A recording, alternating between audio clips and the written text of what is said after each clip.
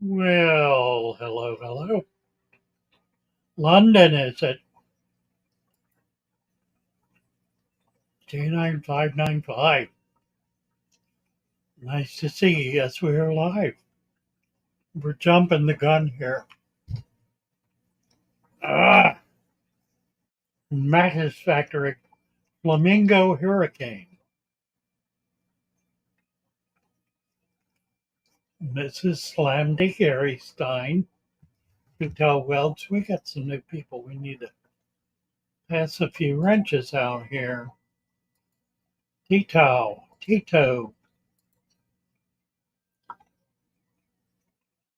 Liverton 3. Got so many questions. Well, I've yet to find myself light on answers, so we should be in good shape. Demo Darv from Hertfordshire. Nice to see you. Hannah's moderator. Is that right?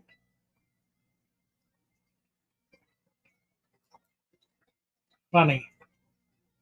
Demo Darv. Did I give you Hannah's moderator? Okay. Right. Demo Darv. Get you guys all blue here. There was somebody else. Mrs. Slamdy. We'll get you a wrench. Is that everybody? Am I caught up? Tito, am I caught up? I believe I am. Ed says, I knew it was worth turning up early for once. Well, you never know. You get surprises. Show me so many new ways of tank keeping. That's lovely. Natalie is now wrenched. Demo Darv. Scotty Nunes here. Ricky Kreidelball. Eric Hahn. Hello again. McCrory. Kettering. Fat Fish Family. So you're having a good time by hitting that like button. Yes. Only Tanks. Ren LaRue. One Dirty Platty. Nice to see you all. Ash. Hamdard. Channel hitting 100 before New Year. I think so. If we can hold it up. Actually, the rate of sign up is holding up pretty well. The total views per day has dropped precipitously from August. Now, it had spiked in August, and we're not back down to July levels. So I think we're still to the good if you consider August a spike. Excuse me.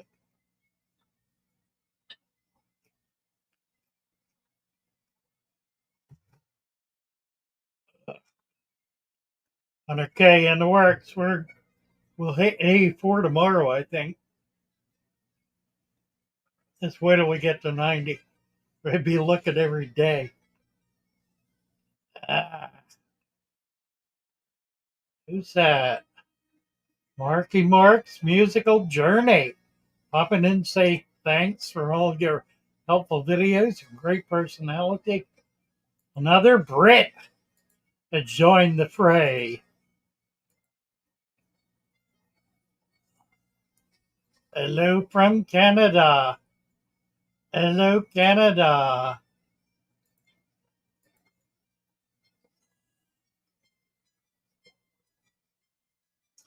Only Tanks is here. Hello, Only Tanks.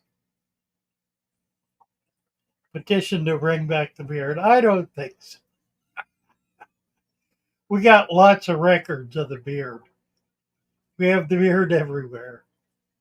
I don't have it here. Let me see if I can put it up. Banners.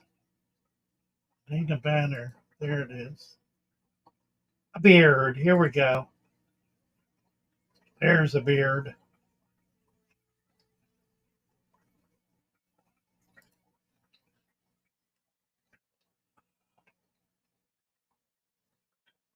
Ren LaRue, Fish Family, Canada. Who else? Ricky. Archie Mark's Musical Journey. Did I give you a wrench? I think I just did. Nil Hole Nixon. Yes, that is a pygmy sunfish. It is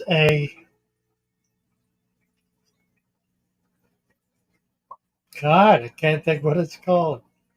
Pygmy sunfish. You know, I'm thinking Cypridon. It's not Cypridon. Cypridon is what I have in the tank over here. Cypridon is the pupfish. That's strange. My brain is gone out the window. Timothy McGann, shave my beard off as well. 19-month-old thinks it's funny. I know. My daughter, when she was 3, I think, I had a beard back then. I shaved it off, and she was shocked. She didn't know me. The little frogs in my aquarium. Oh, these guys, they're cute, aren't they? They've been much the worse for wear. These lived in the atrium in my shop for years, and they, for as rough as that place was, they were in mint condition. Now that I've taken them out and put them here, they keep getting dropped and broken up. Fortunately, they still have a good side. Greg's Catfish Cave. Brian from Daytona Beach. Hello, Brian. Nice to see you. And who's this? Neil Kinson. Does Santa Monica still try to sell us algae scrubber filter? I don't know. Lots of people trying to do lots of things. I don't know. Silver Creek. Dad shaved his face one time during my childhood. Walked in the house, I thought we were being robbed. Right. JP Zen. Dying to finally catch you live. I don't keep large South American cichlids in a lifelong ecosystem, knowing they sift substrate in new plants. I assume you're talking about Central Americans, not South Americans. South Americans are pretty easy. They're not nearly as aggressive. Central Americans, on the other hand, can be bears. There are a couple of things you can do. I did a video on this recently on keeping big fish in big tanks in natural tanks. A couple of things you need to do. Make sure your plants are big, heavy leaf plants like swords, Anubias. Um, and make sure you've got large flat rocks.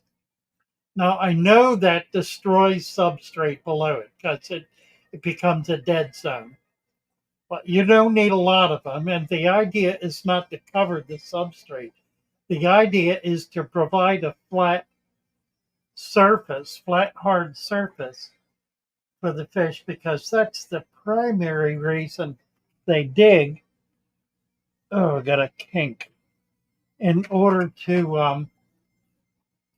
get the hardscape to be able to spawn, they're looking for a hard surface to clean and lay their eggs on, and they will dig down until they find it or build a pit deep enough to not have to worry about it. Timothy McGahan, I got a gillfake infestation. Looking for something to eliminate it at the store. Oh my. Well, I don't know if you're going to find it. You know, I need to put, that's a thought. There are two chemicals. Let me get them and show you. Lord.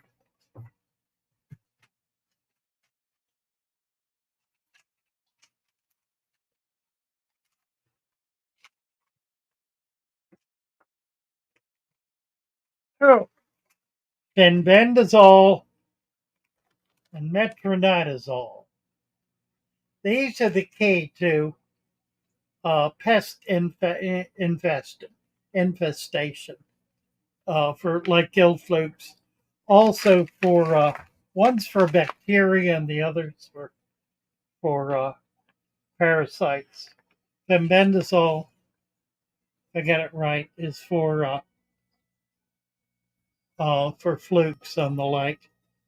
Metronidazole is bacteria. I will put those on the list because you really don't need much, but you need it pure. And you use it in a hospital tank. Don't try to use it in your regular tank. It'll wipe out all of your microfauna. Never put medication in your main tank. Take the affected fish out and treat it independently. Now, in the case of ick, all you need to do is raise the temperature. Ashante Oliver. Hello, Ashante. If you are ranch. Silver Creek is here. Hello, Silver Creek. Happy to see you. Who else? Lacey L. Seachem makes them. Can find the Metro and most fish stores. Well, there you go. Bayou Negroho. Hi to you, Bayou.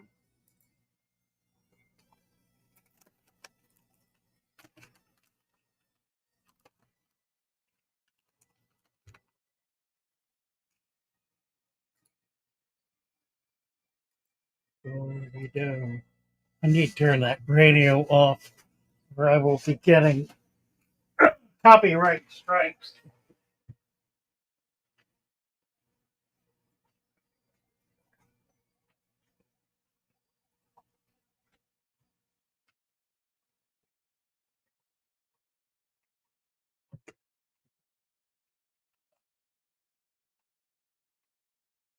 BJW Tech. Hello, Brian. Happy to see you and thank you for your heroic efforts on Discord. Let's see, this is still a little funny. Is that better? That's better, I guess. Rachel McCarrick. I want to thank you for all the knowledge. Ran the fish section in the mom and pop shop. Was able to teach customers so much more because of you. Thank you, Rachel. That's very kind and very nice to hear.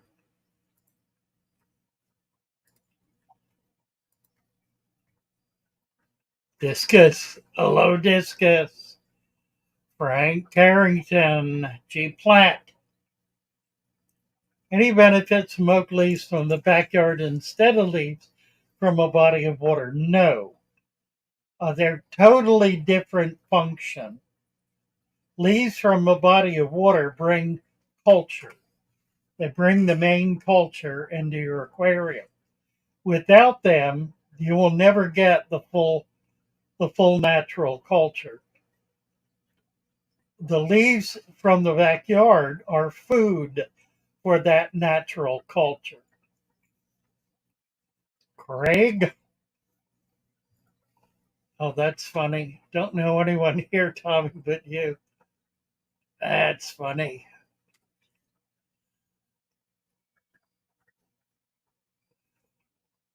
What's the quote of the day? Says Preston. Oh my.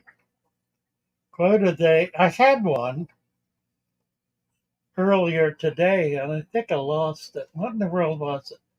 Somebody said something. Oh, I know what it was. Tommy Denda. I'll have to go out and look for it. I can't remember. Tommy Denda said something. I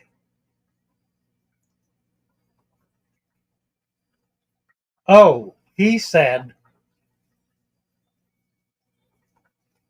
he used he was being cute as he is wont to do, and he said grandma, Gramma,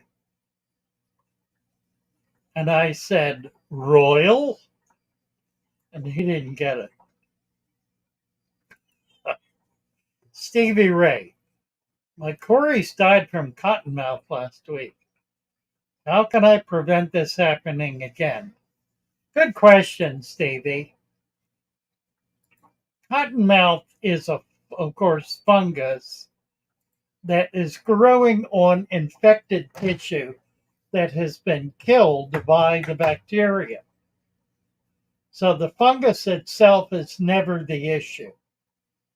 The issue is the bacteria that is killing the animal's flesh.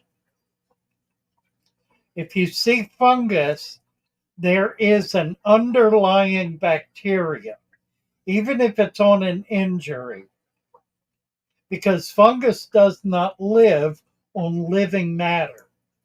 It lives on dead matter. So in order for there to be fungus, there has to be something dead. Now, what kills living flesh? Bacteria. So you treat the bacteria, not the fungus. Anybody who's selling a fungicide is either aware of that and is actually selling you a bactericide, or they are ripping you off with salt. More commonly, it's the latter, because salt will get rid of fungus, but that's never the issue. Now, there are bacteria that are controlled by salt. So it's not altogether inappropriate to use salt, but to sell salt in a dilute solution of 1% for 1995 is the very definition of a ripoff. Silver Crate. Oh, let's see. Stevie Ray. Yeah, we did that. Did I give you a wrench, Stevie? I did.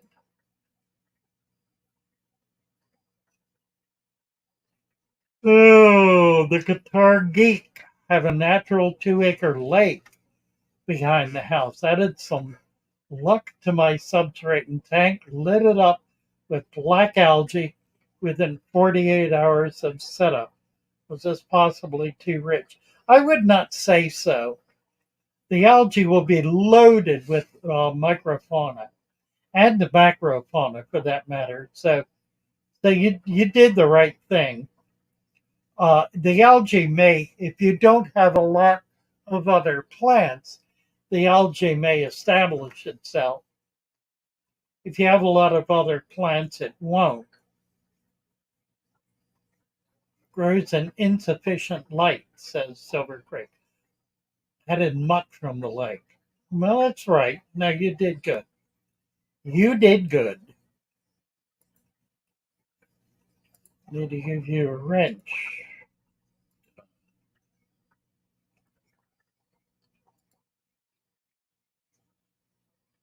Well, what do we got? We got 100 people in here already. Most of the blue types are from low lights. What is he talking about? Lights, I guess. Tommy D, one of the architects of Fatherfish Grove on Facebook group. Yeah, Facebook and on Discord. Tommy is the primary researcher in the book that we're putting together. Um, he is a gadfly, the perfect definition of a gadfly. And if you don't know what that is, it's a person who flits like a butterfly from one flower to the next. But a gadfly is one who has expertise. in a wide range of activities and disciplines. And that pretty well explains Tommy. He's a remarkable young man. Yet he know. And he ain't all that. I mean, he's young to me. He's in his 40s, I think. Might be 50s, but I don't think so. I think he's in his mid to late 40s. Never asked. Um, but I would guess that's true. Lives in Holland, I think, or Denmark. Denmark. Lives in Denmark. And is planning to emigrate to the Riviera this winter. Need to make sure he has the resources to do that. That will be immeasurably wonderful. XIO Scotty Nuna.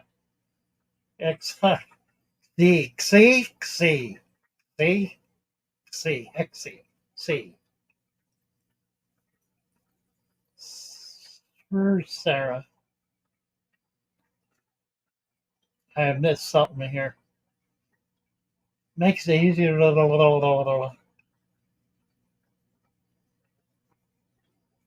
When do I add aquarium salt to my tank?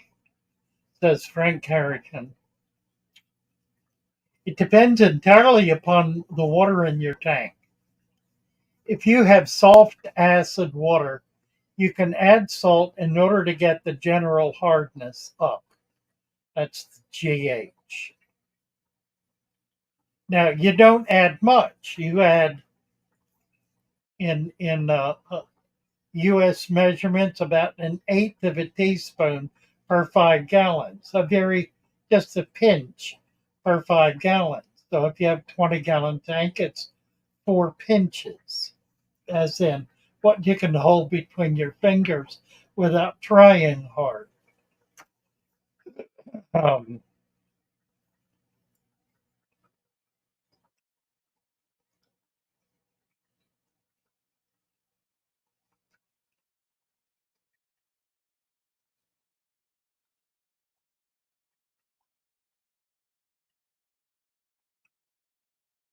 Actually wants to know why I give everyone a wrench. It's an act of love. I don't know. I think it makes everybody feel welcome and a part of, and it also makes everybody a monitor. Um, if somebody's out of line, everybody jumps on them, and it by having lots of wrenches, then everyone gets to be everyone gets to be an authority of sorts. Now, no one is what's the term? There are a couple of different kinds of wrenches here.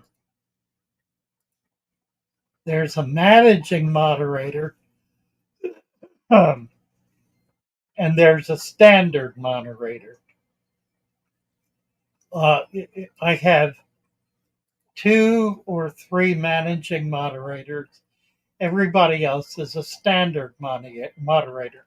That means you don't have the ability to kick anyone. You can time people out, but you can't kick anyone out. But if you time people out, I will notice it. I or one of the other few monitors who are not always here, and we'll do the deed. 105 in the chat. Yep, it's up to 107. I don't know where this jar thing came from. Plenum or no plenum, Shifty Mac says. We've discussed this before. It doesn't matter whether you have a plenum or not, because a plenum serves no function. Doesn't do anything. It's neither good nor bad. It's like Like a lot of other things that are sold in the industry, when they research them, they determine whether they are what their level of impact is. And if they have no impact at all, then they sell them hard because they can say, will not destroy your tank. And they'll come up with some kind of clever reason for doing it, whatever it is. And plenums are like that. A plenum is a deep substrate. A deep substrate plate, the plate, is a plenum. It's exactly what it is. There was a substantial amount of research done by GARF, the Geothermal Aquatic Research Facility in Iowa, some 25 years ago, to determine the impact and effect of plenums. And after several years of research, doing comparative studies, they determined that plenums were of no significance at all. They were neither good nor bad, totally indifferent. Ed the Drunk, could you put yard leaves in a mesh bag, leave them in a pond for a few weeks to serve the same purpose? Not quite, unless the pond is a very old one and is loaded with microfauna, in which case, yeah, you probably can. The problem with the mesh bag is it may very well prevent macrofauna from getting to the leaves. You don't want it so fine that little shrimp can't get into it. Rotifer, Daphnia, and the like.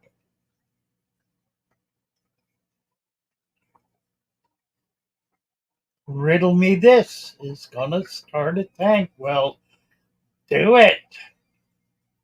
Do it, riddle me. Ashante Aloe suggests plants that grow well in cold water and low light. The cold water is easy. Any of the stem plants, virtually any plant, will grow in cold water. Not all, but virtually all. 60 to 70 is really not cold.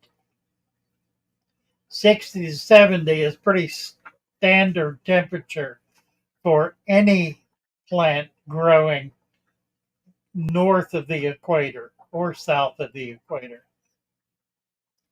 The equator probably does not often get down to 60, but it could, and if it did, the plants would be fine. The temperature of the earth is what, 62. And so 60 degrees, that's if you go down a foot into the soil, it'll be 60 degrees anywhere in a warm climate. So plants can thrive at that temperature. It's the 30s and 40s that are the issue. Most plants will survive down into the 50s. It's when you get into the 40s and down into the 30s that tropical plants will struggle. They may still make it, but they will struggle. JTTR, I sell some fish food. I had some Ottoheim for sale. I'm going to also put up another brand that I like very much. In fact, I got some right here. It's Golden Pearl. The Golden Pearl is a remarkable food. The recipe is kind of a secret, but I talked to the owner about it once, and it's primarily shrimp. So it's a high protein food and a very high quality food. And it comes in granules down to, this one is 100 to 200 micron. It comes in, I think, down to 5 micron, which is powder. up to, I don't know, up to a BB size. So you can feed it as a large pellet to big fish. Excellent food. I feed a lot of it. This one at 100, it's like a powder. It's just very, very, very fine. So I'm going to start listing that in 2 or 3 different sizes. Guitar geek, yeah, we did that, didn't we? Did I give you a wrench? I did. YouTube's being slow. Probable cause clause. Okay to keep goldfish in the tropical tank with water temps at 84. Yes. While goldfish can tolerate cold temperatures, they do not mind warm temperatures. They will fungus easily if they become injured. So keep an eye on them. If they do fungus, take them out, put them in a tank on the floor that'll be cooler. Let the temperature drop and add a little bit of salt.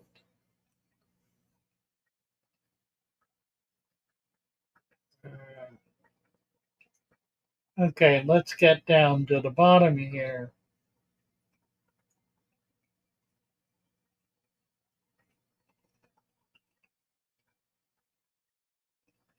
Pawan Rana needs a wrench.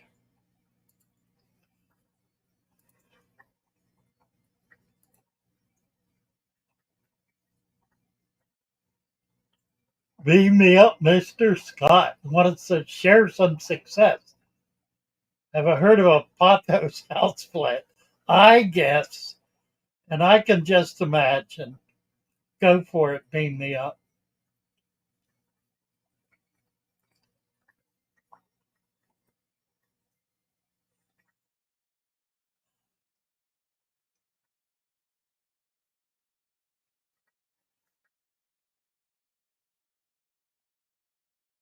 Beam me up. Took a cutting, dipped the water in my tank about 6 months ago, and the plant has thrived, and my guppies love the root system.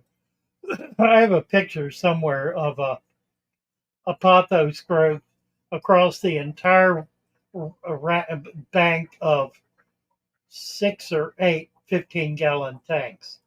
It's a foot deep and just fills the entire area. And it was growing throughout the shop. It was sending tendrils into strange places. It was my pride and joy. And it came out one day, and one of my new people who didn't know any better ripped it all out because it was a weed and it was messing up the tanks. And I about had a fit. Made her put it back, which of course couldn't be done. It was ripped out and in bits and pieces. Finally, a year later, it came back and it was just as full. Hired a man, older gentleman, turned him loose in the back, walked back a few hours later. He had ripped them all out again, fired them on the spot. I was so angry. Never got it back after that. Couple leaves as big as your head. There are species of pothos that get leaves that are 3 feet across. I've seen them in Florida monkey trees. Malabar spinach can grow out the same way pothos. Never heard of Malabar spinach. Yeah, take a picture and get it on Discord by all means.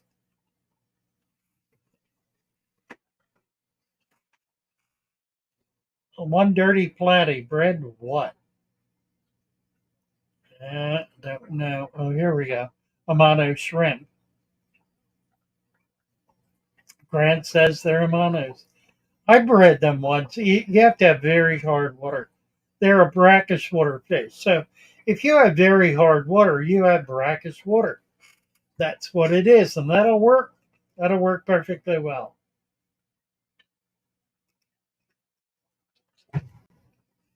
What most people don't understand is that hard water is within the range of water from spring water to salt water.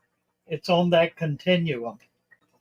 So a hard water tank is is moving into the brackish area. As it goes along, more and more minerals and salts dissolve in it. It gets harder and harder until it becomes brackish and then eventually salt. So salt water is very hard water. That's what it is.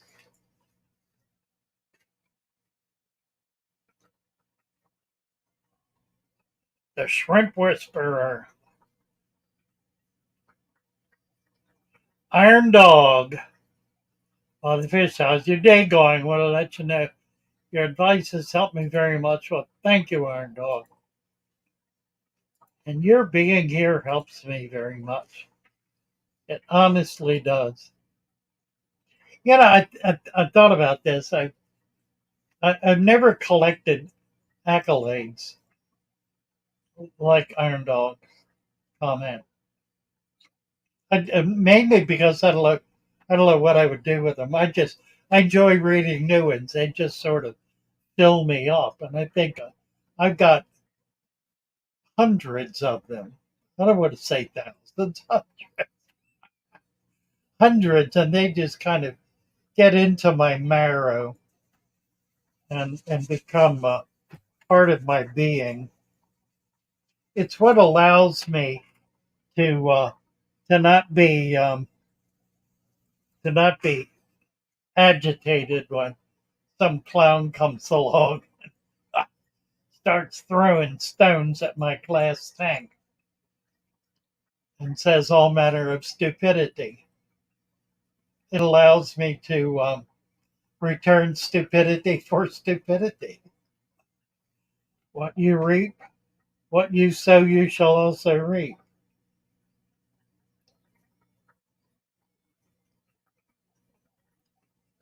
The recent plant delivery has completed my 55-gallon setup. This is mighty might. Thinking of adding cola wood instead of drip, but any cons to cola wood? No.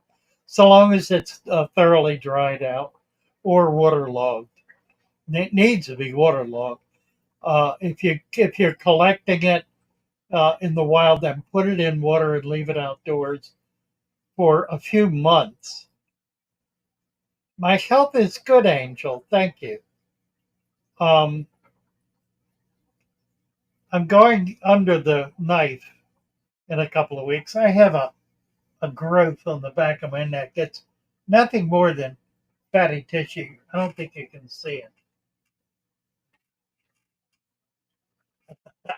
I don't think I can show it. Can't really see it.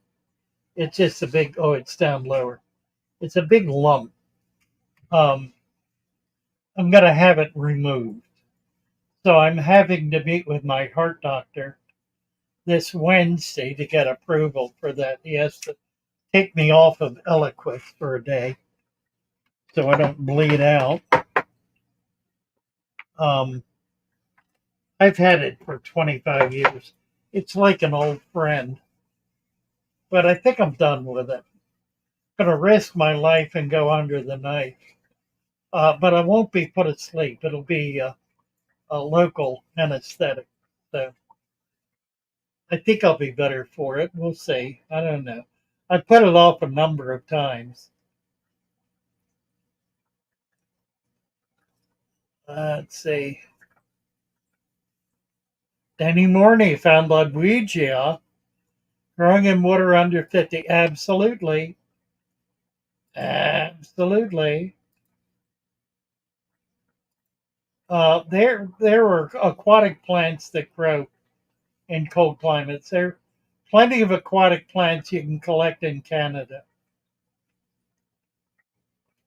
Now they die back in the winter, but the root system remains in place and they'll grow back up again when the temperature comes up. When you increase temperature, you lower oxygen in the water. Absolutely true. Anthony Avila. You have our wrench, Anthony.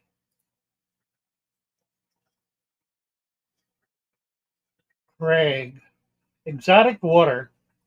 Couple of outdoor ponds full of string algae. Um, you can get rid of it. Put some snails in there. Pond snails are good. Any kind of snail. The pond snail's perfect because it'll winter over and it'll multiply, and it will deal with that. The other issue is just take it out. Get your hand in there or a net or a stick, swirl it around them. Try to keep it down. If you can do that, then you give the snails a fighting chance of being able to catch up with it. If there's one little bit left, it'll grow all over again. So eventually you have to get every bit of it. But you can do it. If you stick with it, then the choppers will take care of the rest. Molly Mark's musical journal, tell us newbies whether or not the tanks have different smells, and if they do they smell differently at different stages? Excellent, excellent question. There are people who report odors from their new tanks. Now, my sense of that is while there are distinctive odors from plants, some of the mints, for example, like bacopa, have a very distinctive odor. And you can pick up those odors if plants that emit odors are in the tank. The substrate itself should emit no odor. If it does, the sand cap is not deep enough. So if you're getting an odor, you need to add more sand. If you're getting an odor, it means that the soil is rising up through the sand and entering the water column. It's not just gases doing that, it's actually minerals doing that, or organics, more to the point. So add cap, increase the cap if you get an odor. It's a good sign that there is soil intrusion into the tank. Beyond that, I really don't think so. I've not noticed it. Now, my nose has always been pretty good, but it's possible that I've deliberately avoided noticing odors from tanks. Possible. I can't really say because I don't think I've really gone after a tank with my nose, except that if I pick up what's the word, AC, assert, if I pick up a strong odor walking by a tank, I'll go back and check it out and see what's going on. What is that word? Starts with AC. Means strong odor. So I'm aware of that. I'm not aware of normal odors that are unique.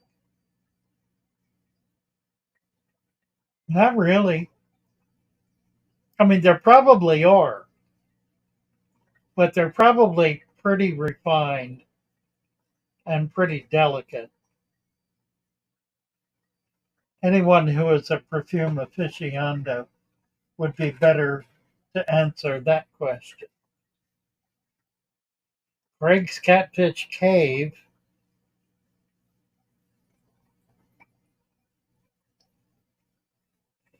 PJAW. White spot through purchasing a diseased fish.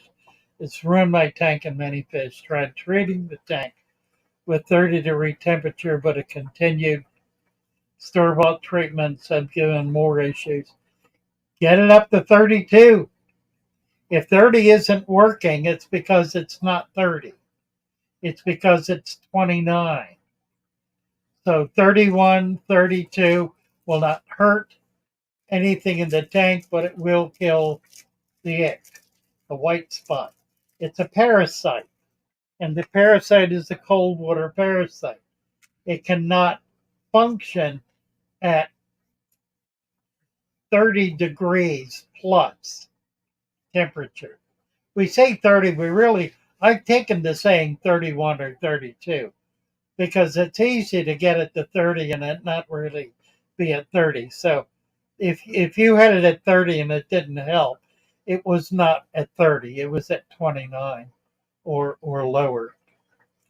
So kick it up a degree or two, and that'll get rid of it. Now, it runs rampant very quickly. Within 1 week, it can completely devastate a fish population in an aquarium. Completely. It'll kill everything. So if this has been going on longer than that, it's probably not ick. It's probably a virus or some kind of bacterial infection or some other parasite. The likelihood would be bacterial infection. There are bacterial infections that resemble ick. They resemble little spots. So I would suggest you get over to Discord. We need to post the link. And let's have a look at it and see what's going on.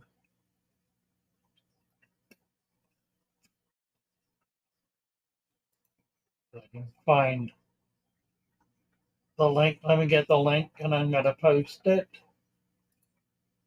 Doo-doo. And this will be a forever link. I used to do 7-day links. I don't do that anymore. I've had too many people complain that the link is expired. So this one will never expire.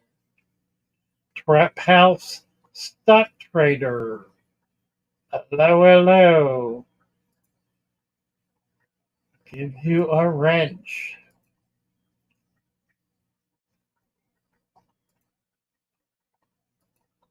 And you too, PJAW.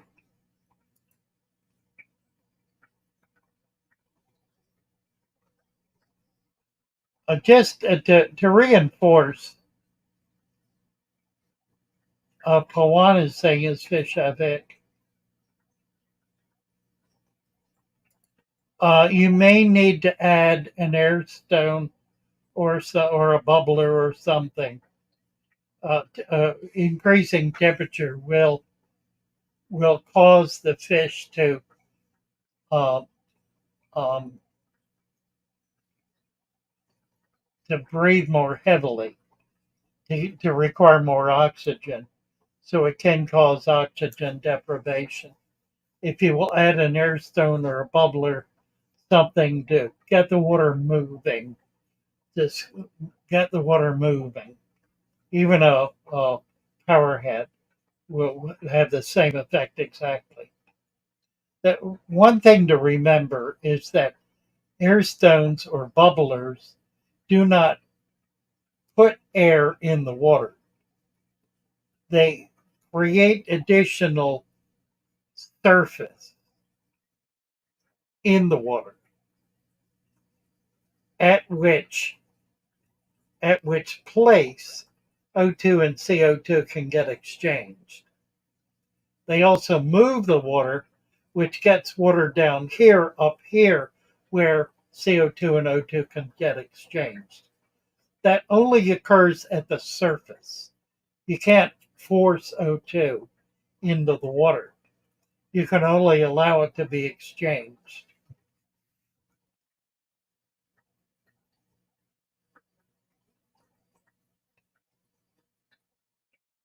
I like that smell question, mark.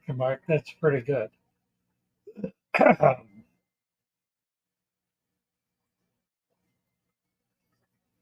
Anthony Avila. Did I give you a wrench, Anthony? I did.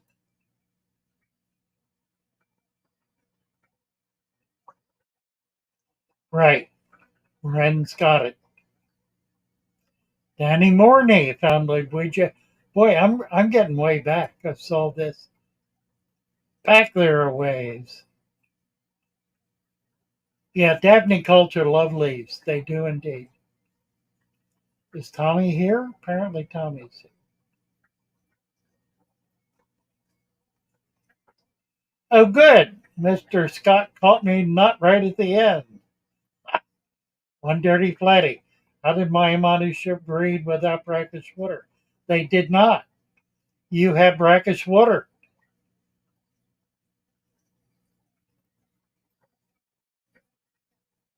Even if they're buried, the eggs will not hatch unless the water is hard. Yeah, I was with Grant. Had a chance to spend a little time with him at the show at the Clash last week. His he's living in a very nice house, but it's really a glorified fish room. He's added another 400 aquariums to his home. That's not even to get into what's outdoors, which is astounding. Uh, I don't know how many gallons of water he has, but it's certainly approaching 10,000, I would expect. And that's a lot of little ones, in addition to some several 100-gallon vats. He has a bunch of vats, big ones, these big 4x4x4 cube vats that he raises shrimp in, among other things. Let's see. I need to jump down to the bottom here. Somehow I got going backwards. Raw Tone '08. Hi all, hi Father Fish. Paul here. Good to see you're well. Could you talk some more on removing chloramine? I've heard vitamin C will remove it. Well, okay, here's the thing. Chloramine is a molecule combining ammonia and chlorine. To get rid of that, you need to break that molecule. Anything that attacks chlorine in a strong enough dilution will break the molecule and will decommission the chlorine. The ammonia will get passed into plants or into nitrates. So the problem is that by combining chlorine and ammonia, you get the worst of two worlds. You get two toxins, either one of which are pretty easy to deal with. But when you lock them together, you get something that can't be dealt with, except by some chemical extraction. Vitamin C will work in pretty substantial solution. I sell sodium bisult, bisulfate, biphosphate, thiophosphate. I don't remember. I have to look it up. Anyway, sodium metabiphosphate. I need to look it up. Here, oh, that ain't it. I got a sheet on it here somewhere.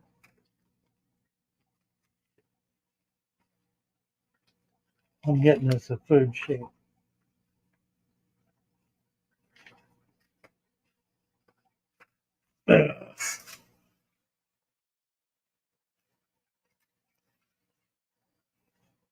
There it is.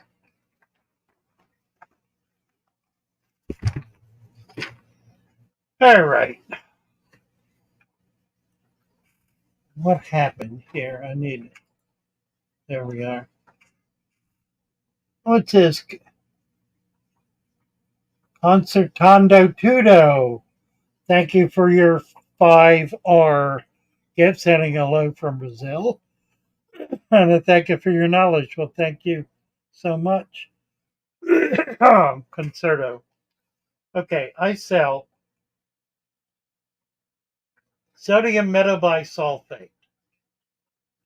Sodium metabisulfate is in powdered form, and exposing it to the air releases it, if not particulates, then fumes into the air, and it is extremely hostile to nasal passages. It burns and it'll choke you. So I recommend, if you buy it, that you go outdoors before you open the container and dump it in water, creating a liquid solution, which you can then use safely to treat for chloramines.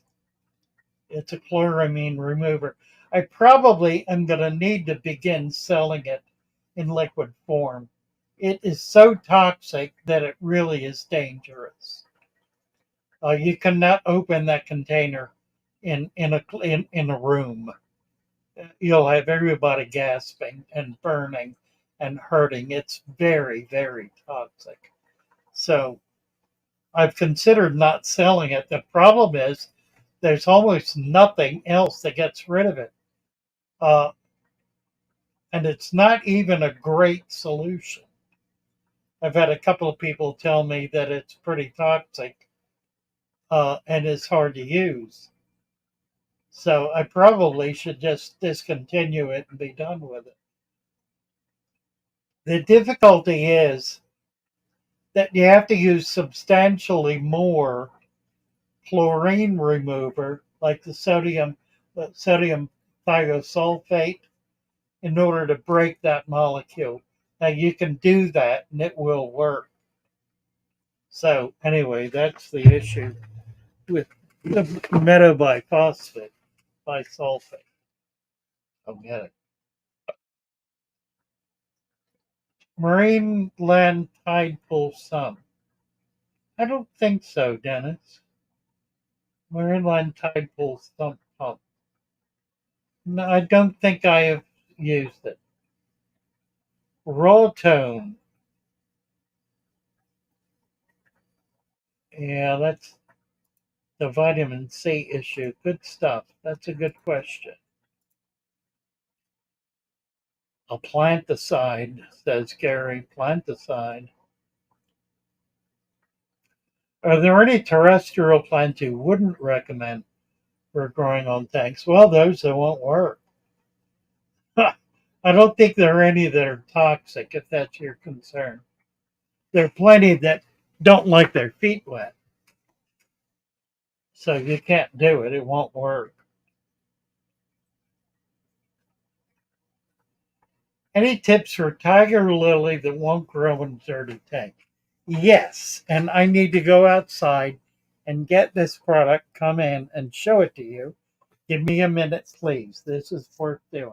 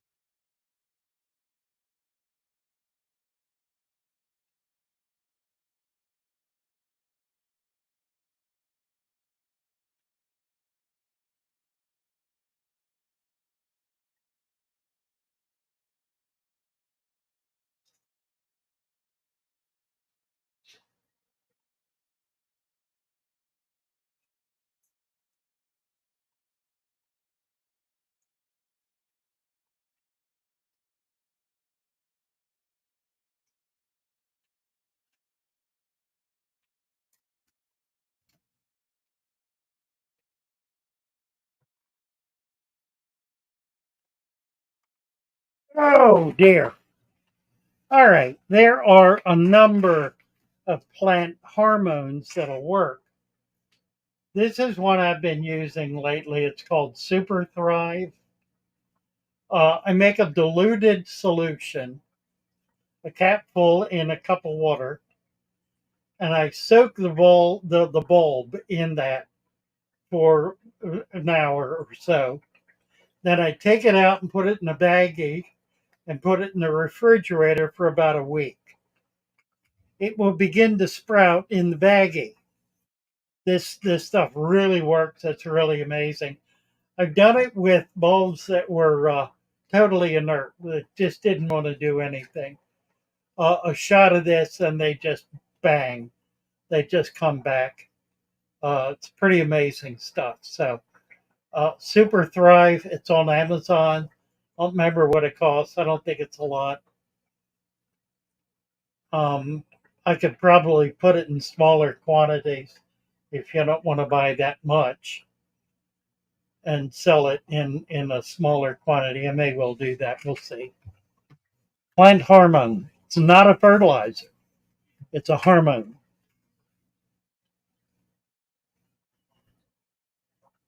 Pine cones are good for tanks if they are dead and dry.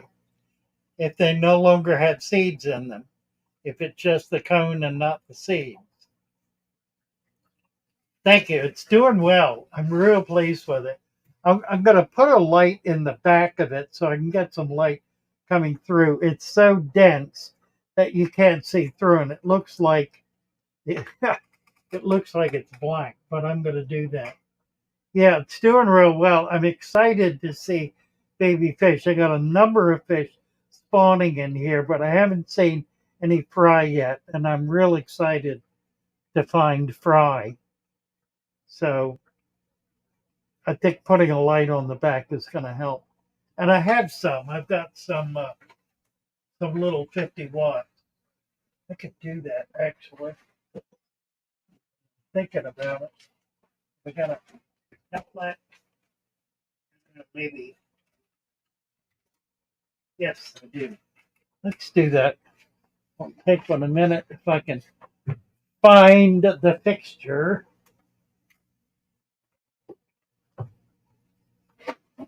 Oh, here's one. All right. See if we can make this work. Ooh, this is a 50 watt flood.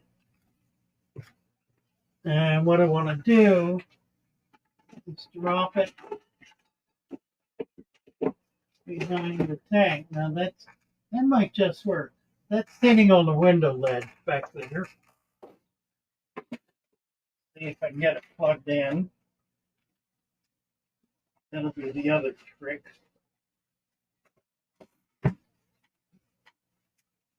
Oh, I might just plug it in a permanent.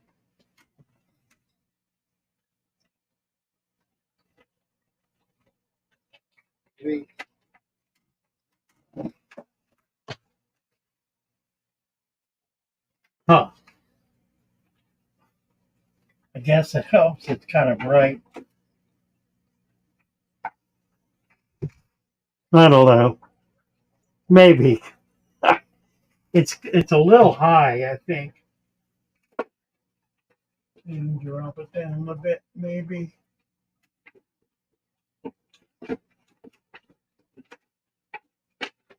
I'm gonna get tangled up now.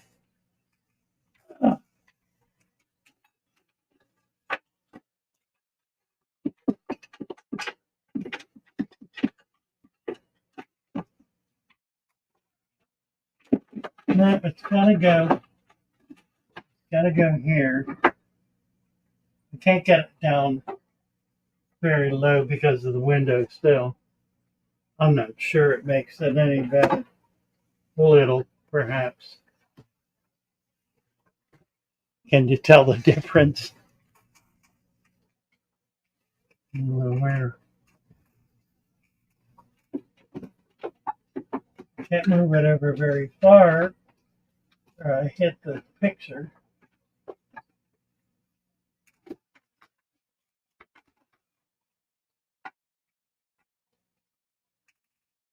And I guess.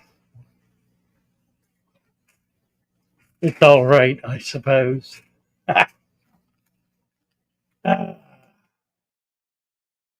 Let's see. Dropped a whole elephant in a tank last week floating. Got new leaves and roots, but the bristleplex are devouring it. Well, it probably rot, but if you can get some growth, then they probably are only eating what's dying. So it still could work.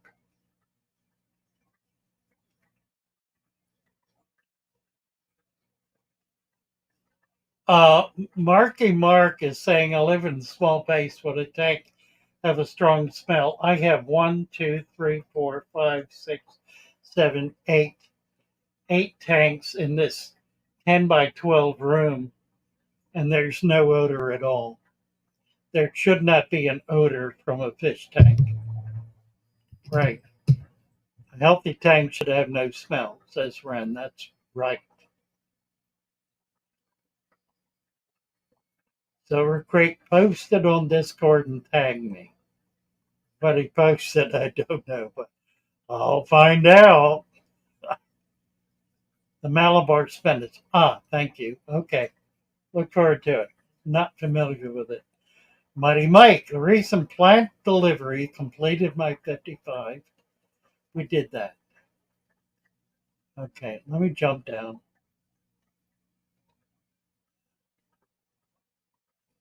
Uh,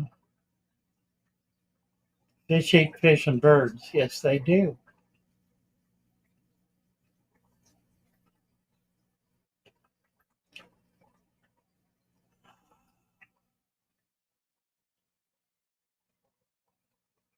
Huh.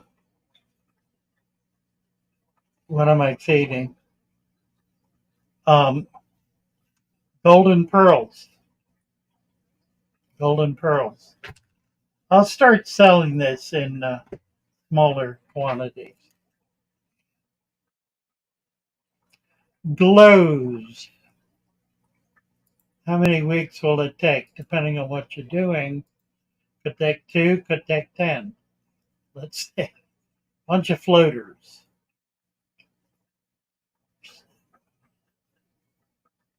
Michael De Los Santos wants to know if I watched Dr. Novak's YouTube channel. I have, and I find what's the nicest thing I can say about this? It's technology that is about 40 to 50 years old. I did this 50 years ago and I discarded it 30 years ago. Did it for 10 to 15 years. Found that it was essentially it's a dead end. It has no, it doesn't have the ability to last.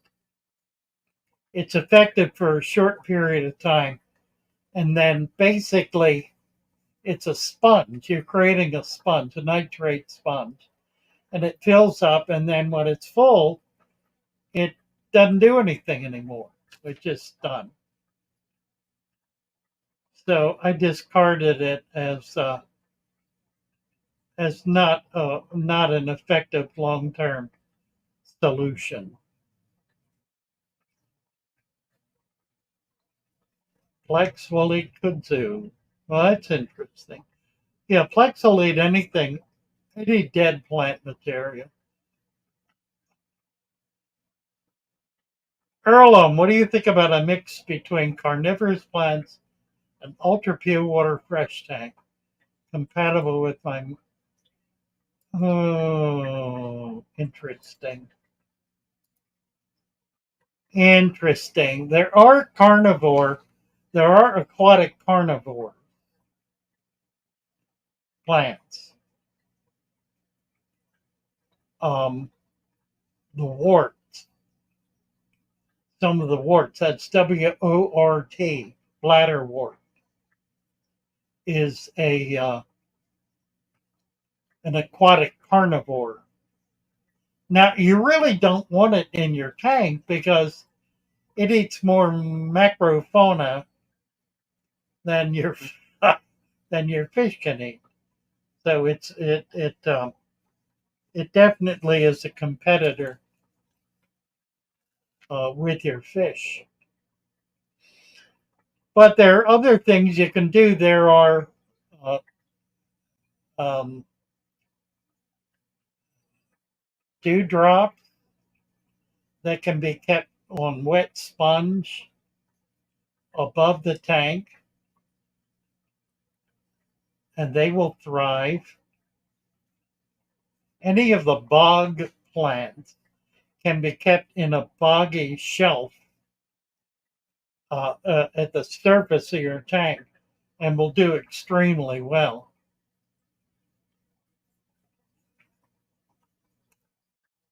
Concertando tudo to people who do not have river or waterfowl near home. Can you use vermicose like the ones from Earthworm? Yes, absolutely. Absolutely. I don't think so, Muddy Mike. I don't think he's an MD. He refuses to talk about his degree, will not talk about his his collegiate alma mater or any research that he's been involved in. So it's difficult to really get a handle on who the man actually is or what he actually is all about.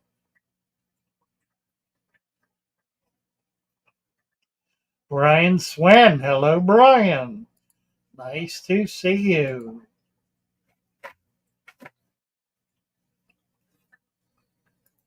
Need to give you a wrench.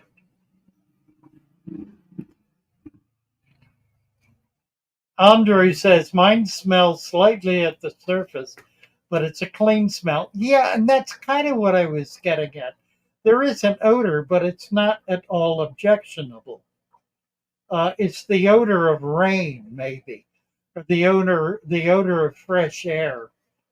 Uh, it's a refreshing odor.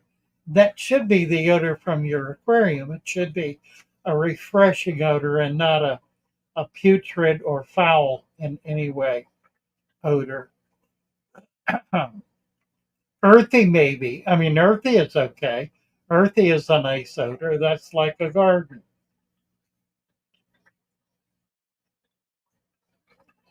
Pennywort, not pennywort, I don't think. Is pennywort? I don't know. I haven't had pennywort. No, I have had pennywort. And I'm not aware that it's a predator, but maybe it is. UGF, yeah or nay? I would say nay. The problem with UGF is that it's it's creating an unnatural condition in which oxygen is being pulled into the substrate. That kind of thing does not occur in nature. That condition does not occur in nature, in which oxygen is pulled into the substrate. And so it creates an environment that is not a natural environment. Purple pitcher plants. Uh,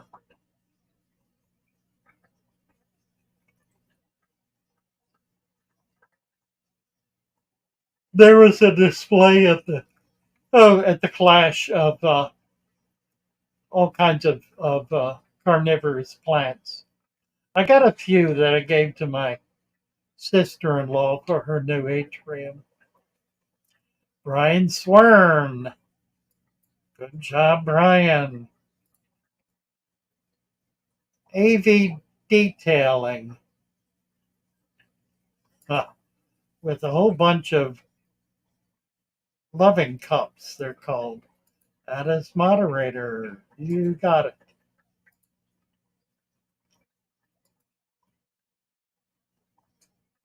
Hey, Ash found bladderwort in the mini pond. Far out.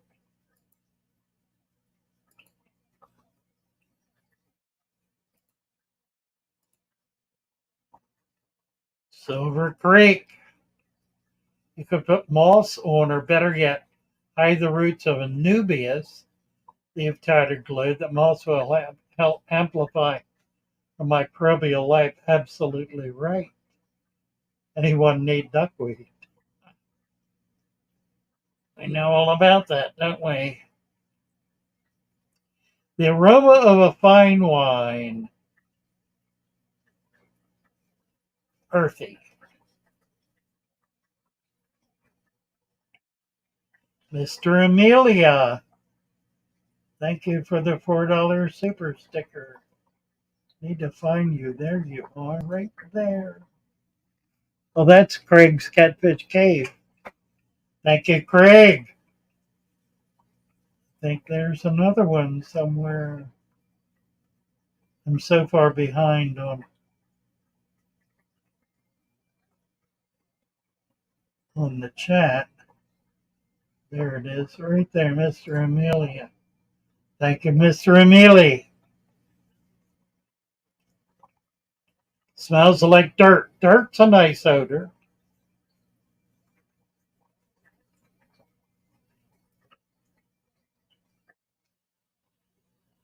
Oh,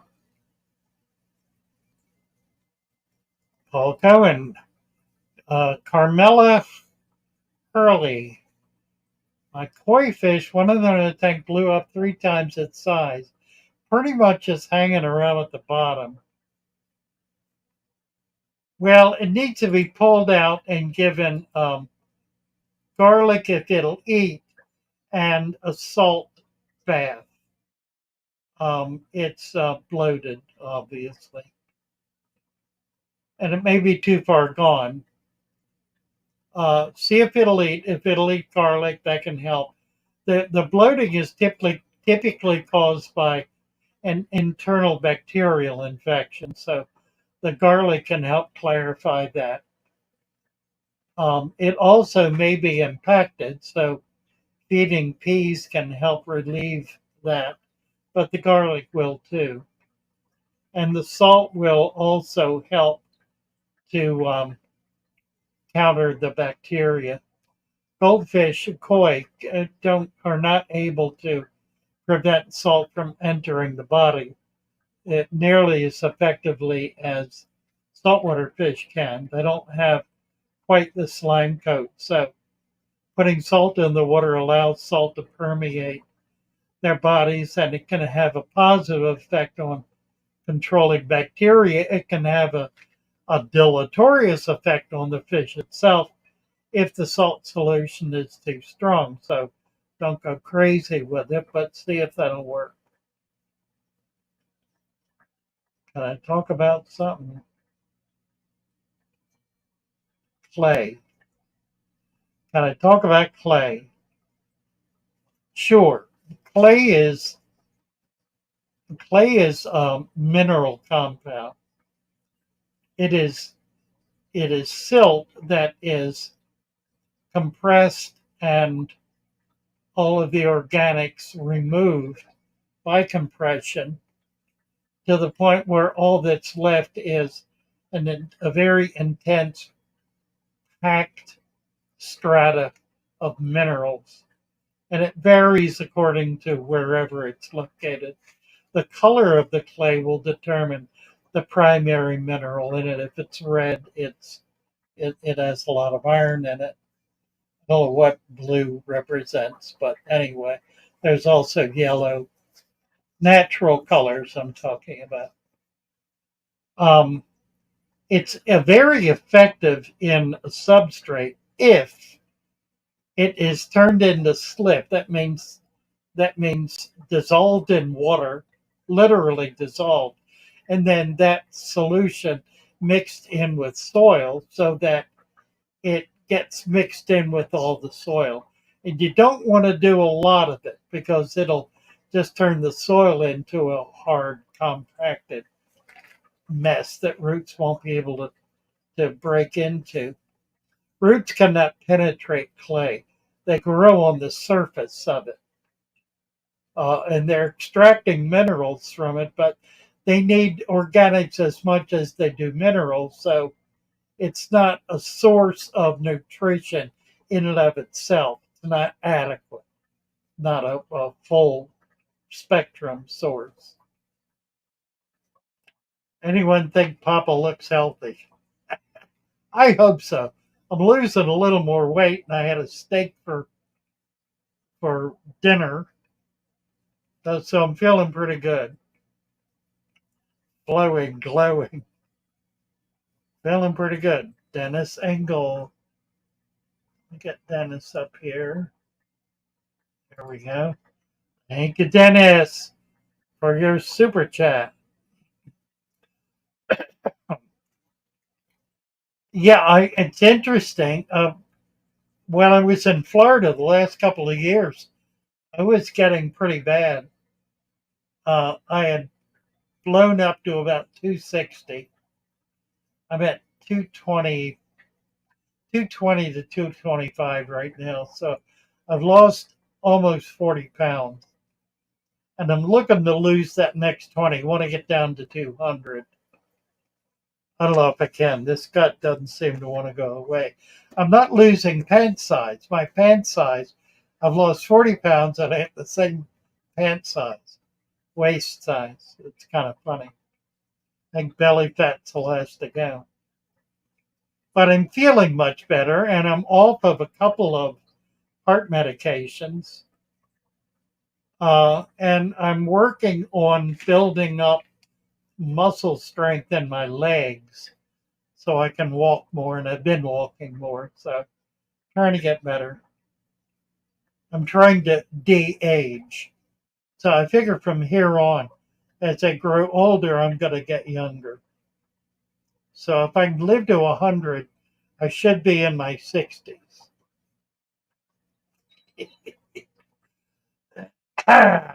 Turtles reek sulfur when they have eggs. That's pretty interesting.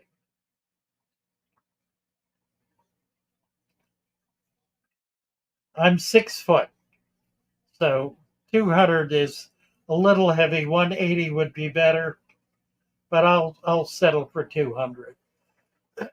Erie, nice to have you with us, and good night to you. Ooh, excuse me. We got another hour to go here, guys. Can you send me your address on Facebook? Wanted to send you something. I don't mind posting my address. I will post my address. It's kind of everywhere anyway, so it doesn't really matter. I'm just going to put the street address in.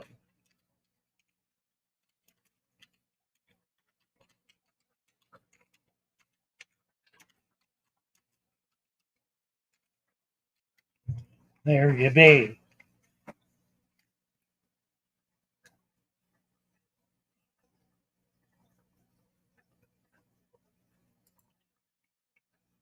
Mighty Mike.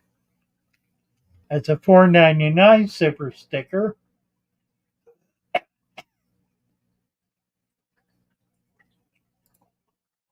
All these, everybody's, and Dennis Engel has a $10 one. That's the last one, isn't it? Yeah. Thank you, Dennis. Thank you, Mike. Appreciate you guys. Making a big difference. I should give you a little report. YouTube AdSense has gotten kind of funny lately. It used to be if you hit 100,000, you were making $10,000 a month at 100,000 viewers. That was pretty standard. It is now half that. At 100,000, I anticipate making 5,000 a month. I am below that now, just barely. Well, I'm probably right at it, but it's going to go up maybe to 6. So the algorithm keeps tightening up. Every year it gets tighter. As more people learn how to use it and become effective at it, the amount of money that Google makes increases vastly, but the amount that they pay out decreases. It's like squeezing blood out of a stone, and they manage somehow to do it. They squeeze blood from a stone. Um, so I really depend on the donations I receive here and on the work that I and my niece do, shipping out plants to you. That's actually become something rather astounding.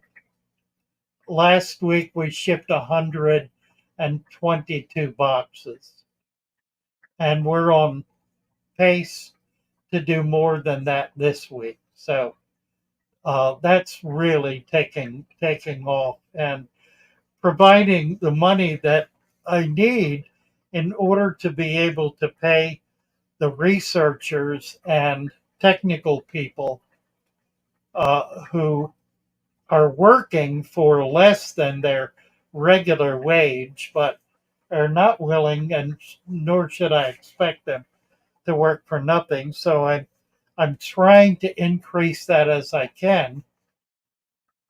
I think those who have said that I need to get to 1 million in order to have really adequate resources have got it pretty well right. At the rate I'm making money, for example, with my plant business, I would need to be at I would need to be at about 200,000. Is that right? No, that's not right. I would need to be at over 1 million subscribers to be able to make the same amount of money I'm making selling plants. So that's paying for a bunch of salaries and fees. I I try to hold back a little bit because I need to be able to get moved, and I've got a 27-year-old vehicle that I'm starting to have some problems with, so I'm going to need to replace that. But I'm comfortable and I'm happy. Um, and things are moving in a very good direction. So if I can live another 15, 20 years, that would be exceptional. I had a friend who cursed me. No, she said I was going to break the curse. She said, "You will break the curse." The curse is 120 years. Almost no one lives 120 years. It's the biblical curse is 120 years. So Mighty Mike is badly overweight at 58. So you need to get it off. I'll tell you what'll get 20, 30 pounds off right away. If you'll go carnivore, just straight carnivore for a month, you'll lose 30 pounds. Most of it'll be water weight, but it counts.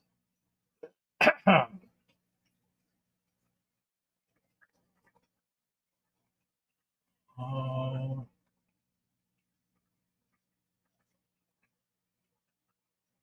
okay. Have to induce cellular atrophy to get younger, says John.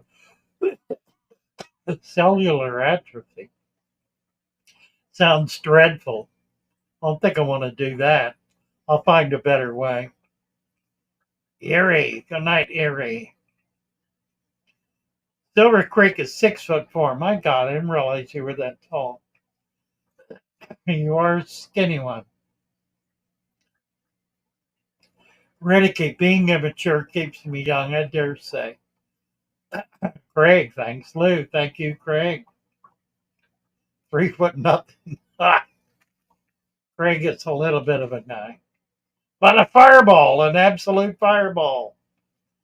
Donna Arnold. Good night, Donna. Rhino. Sir, I don't know what time is there at your country or place, but good morning. I have a question. Which sand is more suitable for aquarium? Thin river sand or thick river sand similar to gravel? Ha!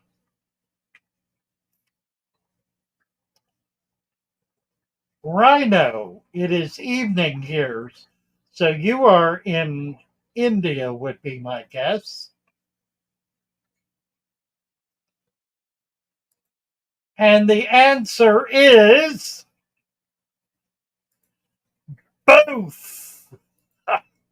Use both. Use the fine and then cap it with the quartz. And it will look good, be sharp, and actually work brilliantly. Sounds wonderful. Danny hello, Danny Kenny, how are you?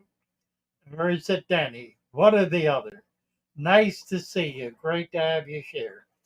Riddicky, cigarettes and coffee to help with weight loss. They hurt with some other things. I gave up cigarettes a long time ago, 1974. That was 50 years ago. I gave up coffee about 3 months ago because on the carnivore diet, it was acting as a diuretic and I just couldn't hold anything in. So, and I tell you frankly, I haven't missed it.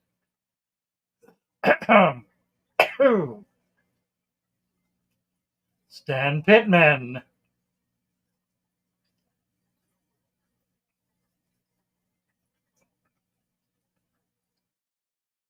I'm in trouble looking at plants with price tags of over 100 each. Just hit the key card. Oh, excuse me. What are the abuse? By the way, I for anybody who's interested, I can get about 10 different species of views. They're going to run about 25 bucks each. Um, if you're interested, cross my palm with silver and I'll send you some. They have to be special ordered. I'm not willing to put them on my list because it's too hard to keep them. Um, it's a plant I will get in and immediately ship out. I get them in one day and ship them out, so they're 2 to 3 days in the mail total. But if you're interested, let me know, and I can put together something for you.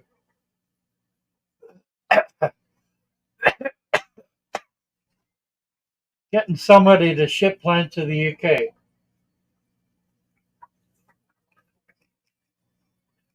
My Eve, or Maeve, is doing the substrate, the supplement.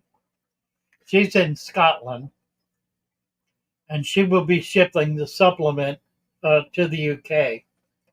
And probably, for now at least, also to the EU. She's testing it to see if it'll get through. She's got some test shipments.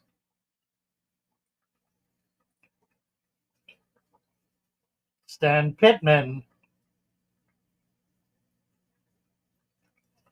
Have an opportunity to purchase a fish wall plumbed with a sump. Should I plug the holes and use the sump? A fish wall plumbed with a sump. I don't know. It depends how you want to use it. Either way, Stan, use your imagination and think of what you want it for, how you want it to function in your tank, and whether getting water movement behind it will be beneficial to the system.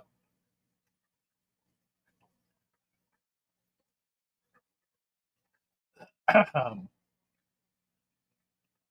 variegated clam. Cool.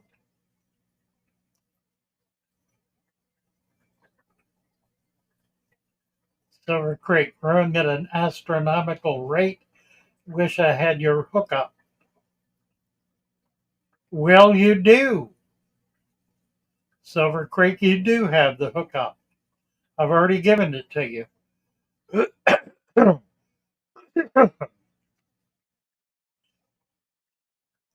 Then single, what is a fish well? Do you mean a rack with some aquariums? Don't think that's what he means, but maybe. Craig back at 1305. You know what I don't have, and I need to do it. I need to put the timestamp in here. Toggle timestamp. Here it is.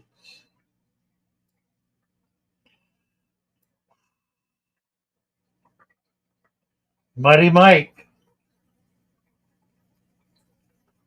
Doing better financially. No, I did away with my store. Yeah, it wasn't just that, but here's the problem I'm facing. We're working outdoors about 20 hours a week, and it's going to get cold here pretty quick. And it's going to be pretty uncomfortable trying to do that. So I'm looking now at renting some kind of storefront or warehouse space, cheap if I can find it, to be able to get this operation indoors. Once I do that, then it becomes a focal point for aquariums and fish and all kinds of other stuff, which gets us back into a shop. So, like it or not, I think that's where we're headed. Kicking and screaming, but also recognizing that it's the only viable way to be able to do it. But yes, I am doing better financially. Thank you very much, Mike.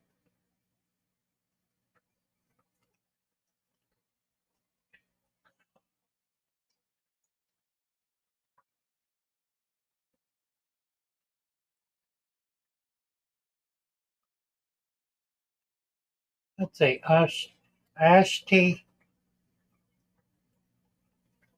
There's Dennis Engel with a $10 super chat. Thought I did that one. Maybe not. Thank you, Dennis.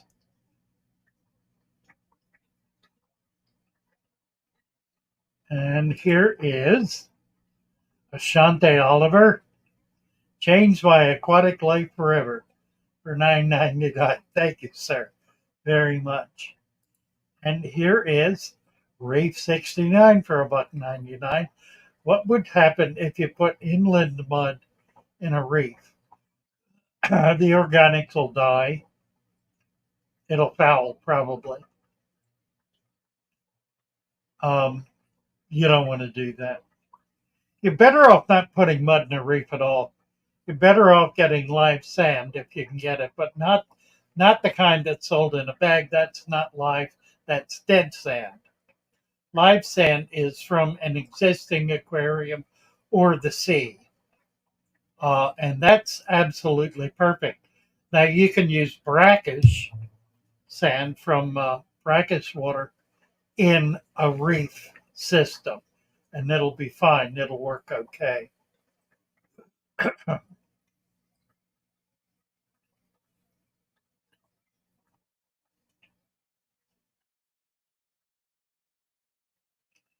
Do I need to keep changing part of my aquarium water? Says Yosef.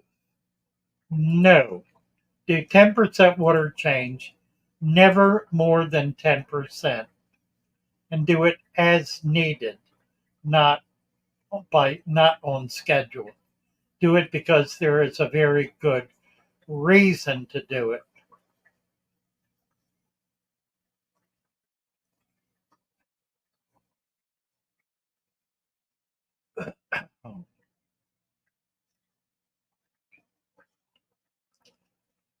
Be-do. Dark Star.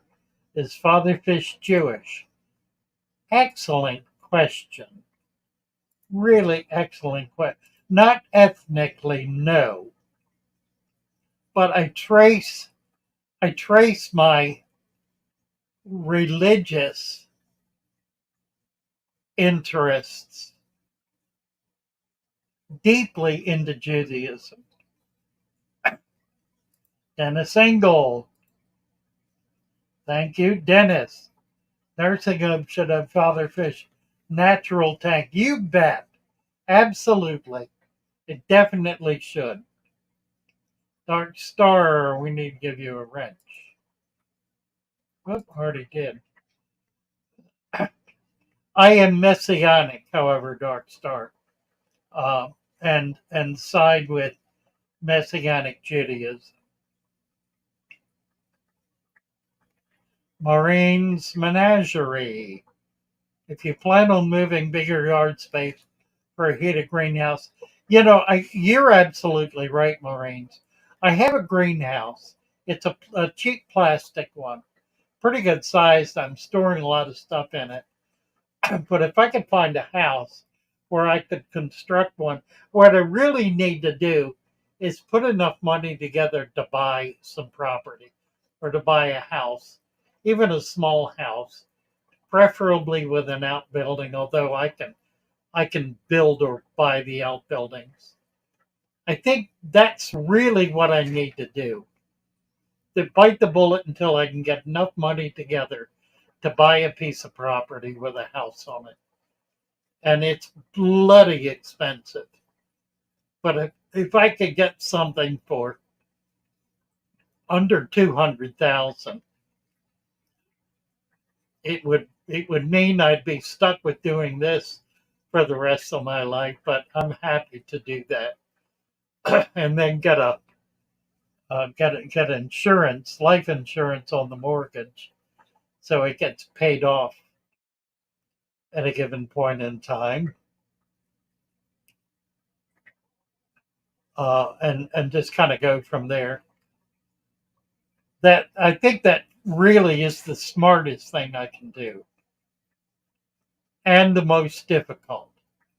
It was easier to find a cheap uh, piece of commercial property for $1,000 or so a month, or to rent for $2,000 a month.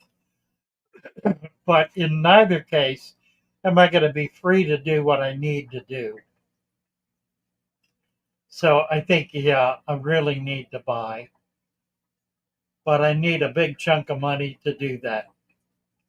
And I guess the plant business is going to do it. So we're working on it. We got the team pushing hard. I need another 6 months probably. Lordzilla Aquatics, have you made monster fish tanks into no water change tanks? I have. I have 20-inch fish. How do I make that work? Okay, they do not eat plants. They fight with plants because there are not enough of them. If you will put 5 to 10 large sword plants, preferably Amazon sword and jungle val, in your tank, they may attack one. They won't go after all of it. But you also need to lay some flat rocks in that tank to give them some hardscape to nest on, because that's why they dig, trying to get the hardscape. So do those couple of things, and you should be able to pull it off. Make the sand cap substantially deeper, 3 to 4 times deeper. If it's a 150, 2 inches of soil at the most, inch and a half to 2 inches, and then 4 to 6 inches of sand on top of it, and then put a layer of river rock, the small gravel, the pretty stuff on top of that. Then put a few flat rocks, not a lot. The idea is not to cover the bottom. The idea is to just have 2 or 3 places where they can nest, and that will prevent a lot of the digging. And the sword plants, if you have enough of them, they're not going to bother them all. They will bother one. They will tear one up royally, but they'll leave the rest alone. So that works pretty well. Taylor Peterson, let's see. Lord Zilla, did I give you a wrench? I did not. Let me do that.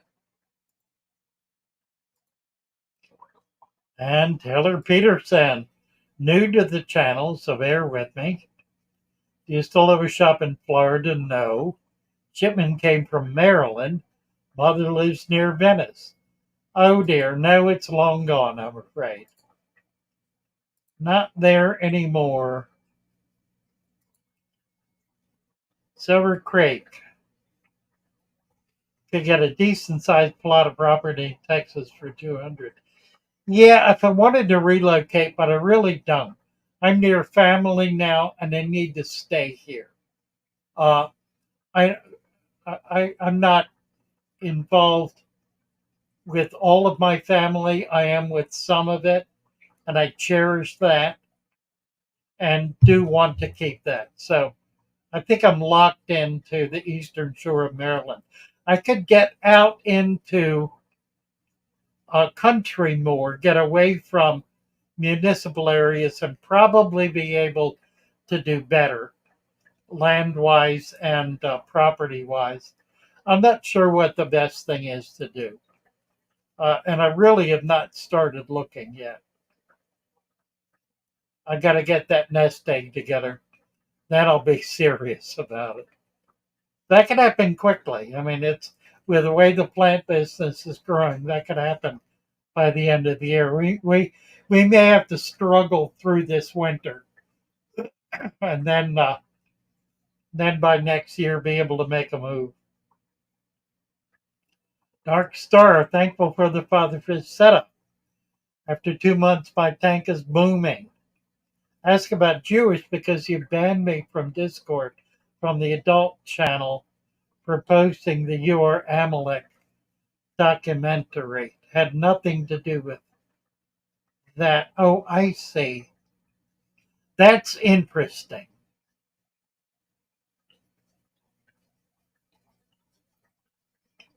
Interesting. I don't think you were banned, but maybe I did. It's been a while. I'm sorry, I do not remember. I will look that up again. And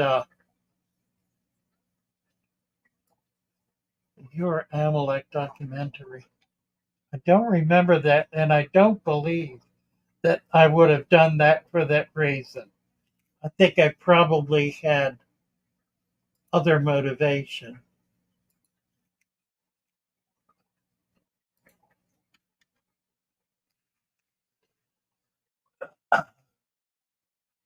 Enemy of the Israelites, the Amalekites.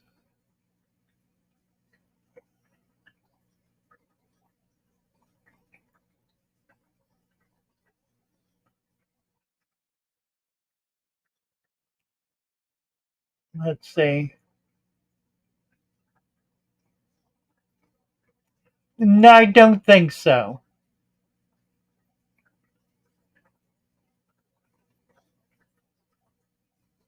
I don't think so. The legacy of Amalek.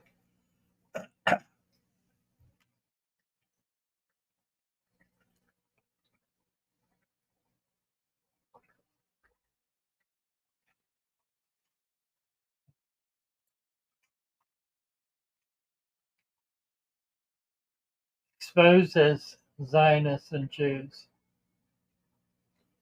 Um, it would have been more personal attack than political position or even theological position. Well, that would be essentially uh, a Nazi position. I would not have banned you for Nazism or any other ism. If I banned you, it was for waging what I perceived as a personal attack on someone else or some other group of people on the channel. That's my red line. Personal attack, slander, that kind of verbal assault is an absolute red line for me. But uh, positioning. Now, the only other person I banned was an avowed communist who absolutely refused to engage in any kind of rational discourse. And I banned two people for that, who argued for the sake of arguing, who were just obstreperous about it. They were bullheaded and bigoted to the point where they were not willing to be open to any other idea than their own. Um, and even Lucha is open to rational discourse. So that might have been it as well. But no, it certainly would not have been for expressing a political position. New house lock and key, setting up a 12 gallon tote system. Oh, nice. With a filter heater box. Very, very cool. Are these like 20-gallon totes? That sounds excellent.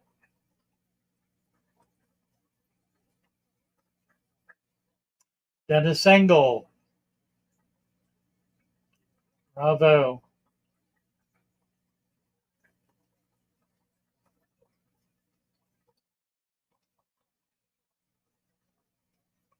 Um,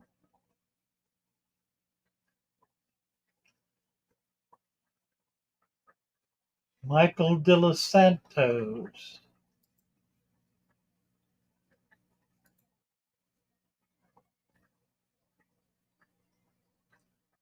Here's Liquids Do.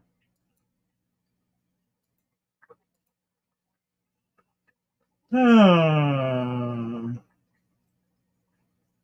There it is, Michael. Thank you, Michael.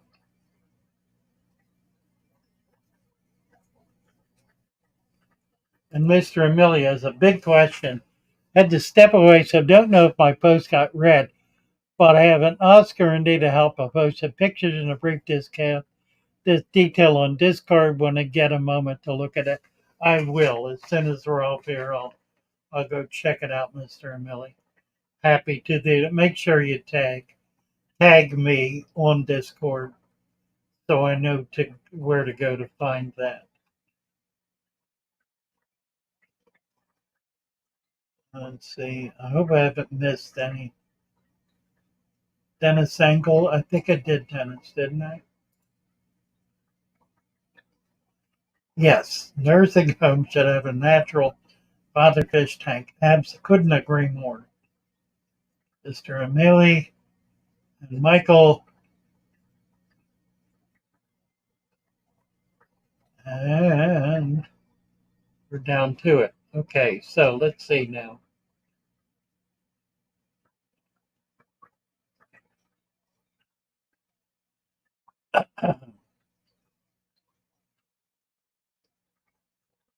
What can you not get on crane?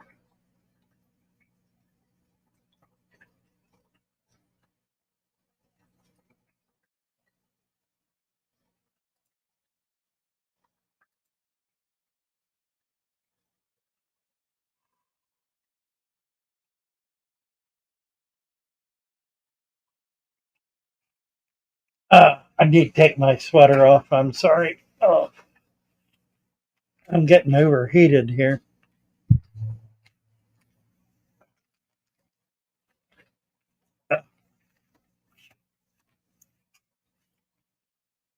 Better.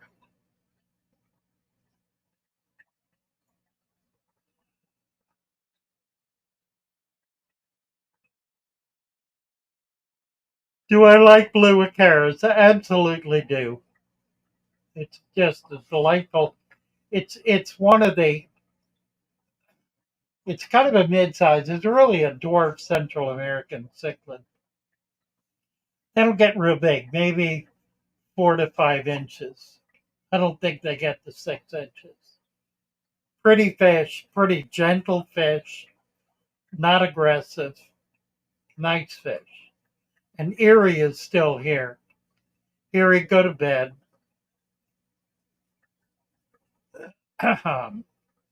I've seen Pangasius catfish eat jungle val, Amazon, and dwarf sads, plus Java. Good Lord.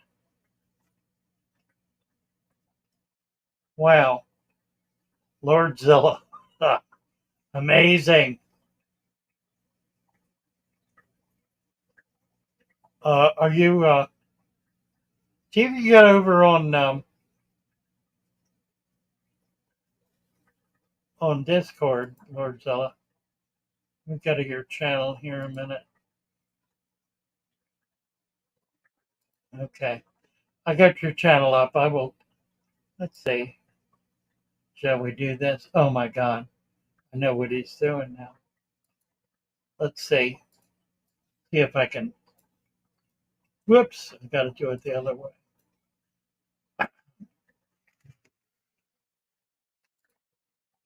That ain't what I want. Present. Not that. Share screen. Is that it? Yeah. Here we go.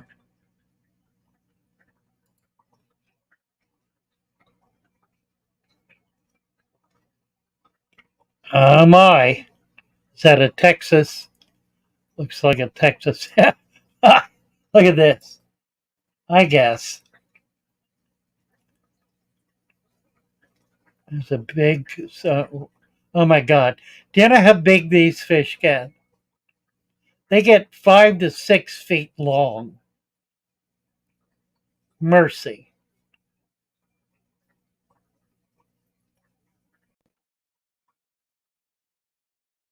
Arowana.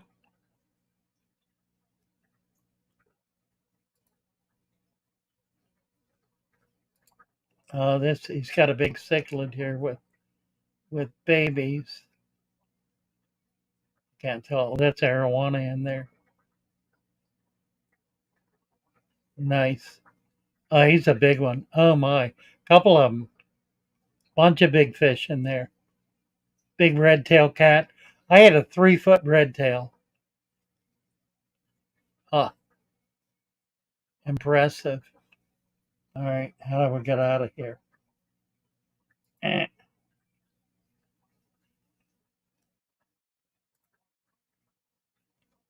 Amazing. Amazing. Need a bigger tank.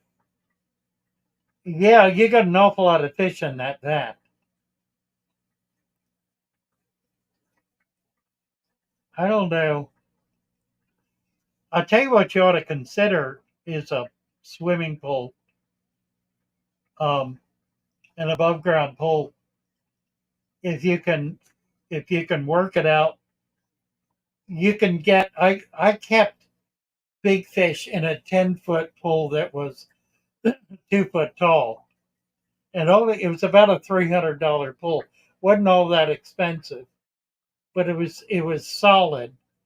It was um, solid like a plexiglass or like a no like a Rubbermaid.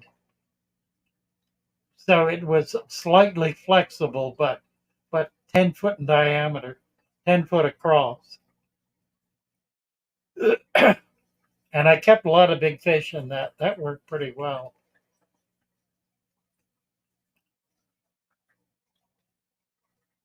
Liquid Zoo, hello, hello. This Dennis Engel. I've got a $15 super chat here somewhere. There it is. Thank you, Dennis. I want 2 nanochromosecond breed that don't get over 2.5 inches. Can you tell me? I'm not sure about the transvestitis, but maybe. Um, interesting. Let's see what we can find. Nanochromas.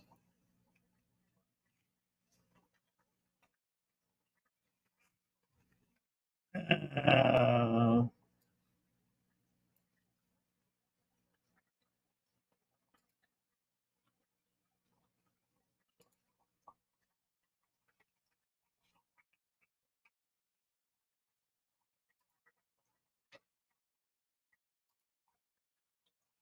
yeah, right.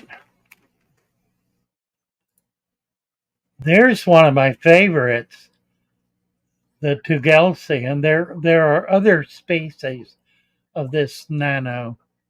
It's a pretty little fish. Here's some more of the splendens. I've not been able to find these. I really like them. Oh, the wet spot has them. It figures. There's a dealer I work with in. I just saw these transvestitis. They were $50 a piece, which I wasn't willing to go for. Dan had them. Dan's fish. I thought it was a little stiff, but it's a pretty extraordinary fish too.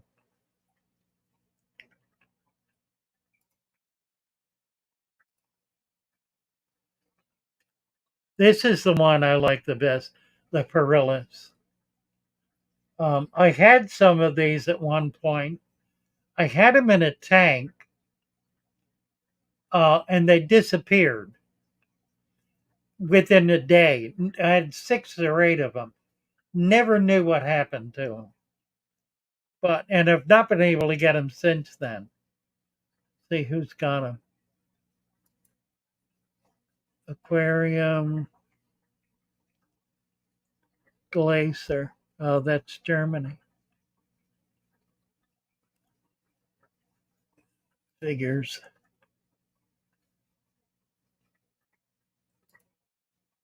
All right, now we get back to where I was, right there.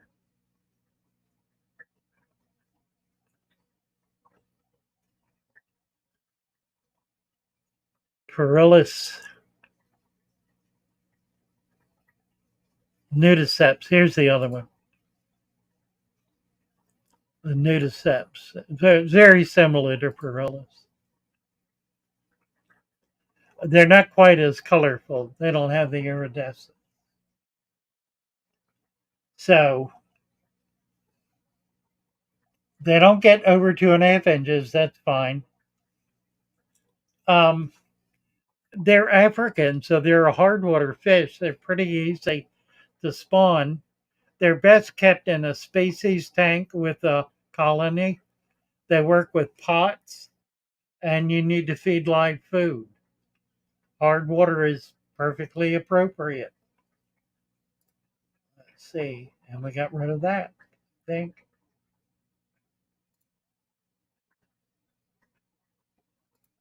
We did.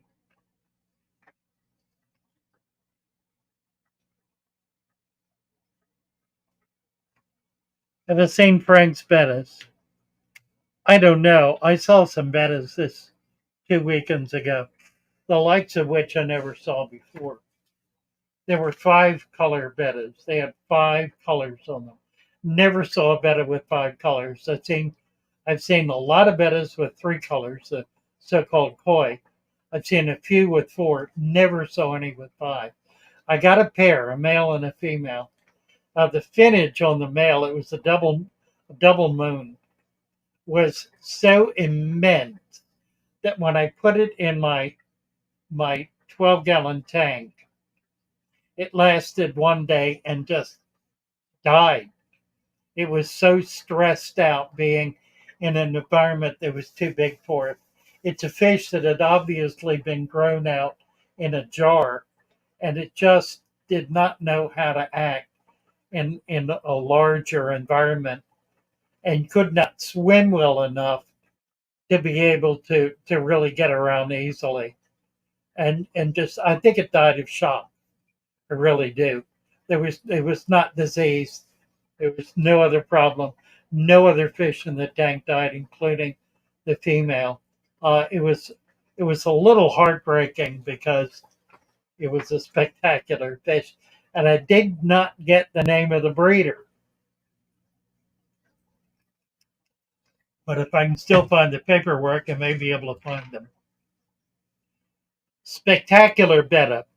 What it brought home to me is this whole issue of people who insist on keeping little tiny bettas in great big tanks. And I understand the emotion that's involved, but frankly, that's all it is emotion. It has nothing to do with the realities of the health and well-being of the fish. Betta splendens has been bred in captivity for upwards of 1,000 years. It does not exist in the wild. It's like corn. You cannot find a wild strain of corn. Doesn't even exist. The Betta splendens that we have developed, that has been developed over the last 1,000 years, is a fish that absolutely requires a very tight, controlled environment. And the reason for that is that number one, it can't swim. It has too much finnage to be able to swim, at least not effectively. Now, the one I had so much finnage that it was impossible. It it exhausted itself just trying to move. And I put a female in with it, which it targeted on, and he really wanted to be with her, so he was after her, and it, he he ran himself to death in a matter of hours. You can't do that with these big fancy fish. Now, I will admit that the fish that are sold in the big box stores are not fancy bettas. They are the cheapest, most common, most basic, most poorly bred in terms of hybridizing fish that are available. They're bred in vast quantities by the millions. They are not kept isolated. They're grown in vats, and they've gotten to a maximum size where the male finnage begins to show. They're bagged up and shipped out. And it's just the machine process. Every 3 months, they bag them up and ship them out. It is a thoroughly poorly bred, poorly raised, poorly designed fish that ought never be kept. Never. It's an obscenely poor quality fish. So, if you want to keep them in a 10-gallon tank until they die, that's really up to you. But don't tell me that I need to put my $500 super fancy Betta in a 10-gallon tank, because I'm not going to risk. I paid $50 for that fish. It died in one day. There are Bettas that cost $500 or more that are remarkable show Bettas. I would not dare to put such a fish in anything bigger than a small bowl with a plant and a little substrate and feed it live food. Would not dare. It would die. And it would die in a matter of minutes, if not hours. So, for those who insist on, with this dogmatic attitude of, oh, the poor Betta needs to be in a big tank where it can be free, its name isn't Willie, and it doesn't like the ocean. So, get off it. Hmm.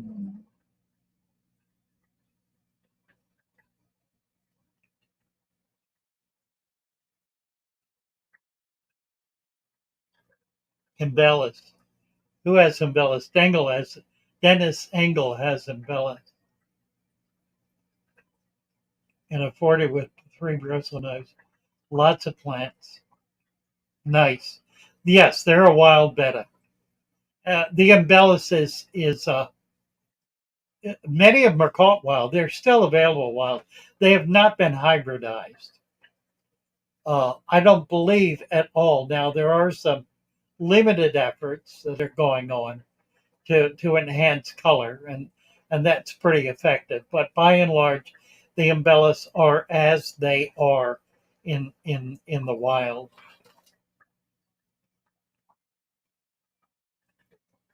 Durfson, hello Durfson. Need to give you a wrench. Abadoo, I love my Betta. He comes up to me anytime I go to his tank. He'll hide in the floater, pop out and come back up, swim up against and round your finger. Yeah, they are a sweet fish. They are indeed a sweet fish. No question about it. I have a few in my 29 over here. I've got a crown tail and a couple of females. I put that multicolored female in there. Plaquettes. I don't like plaquettes, and that's just me. It's not the fish. It's a magnificent fish. I just somehow they don't turn me on. The plaquette is another fish that was bred extensively over hundreds, if not 1,000 years, many hundreds of years, as a fighting fish. They're bigger, they're stronger, they're a sturdier fish, a much more robust, much more muscular. They were bred for fighting, for gambling, as a gambling fighting fish. And there are still groups of people who fight gaming bettas for money as a gambling enterprise all over the world. I know of one group in Florida, um, which I won't say any more than that about because it's totally illegal, but it exists, and that's what they are now. The plaquette has had a new lease on life because they've been bred now more for color and have been able to enhance the color to the point where there's some rather stupendous plaquettes that have produced amazing color morphs and are sold for that. So they do have a new lease on life, as it were.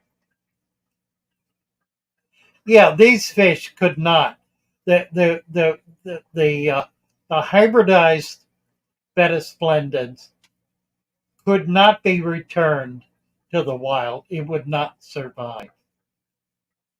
It would be picked apart. Its fins would be destroyed. It would become fungus, attacked by bacteria very quickly. It simply would not survive.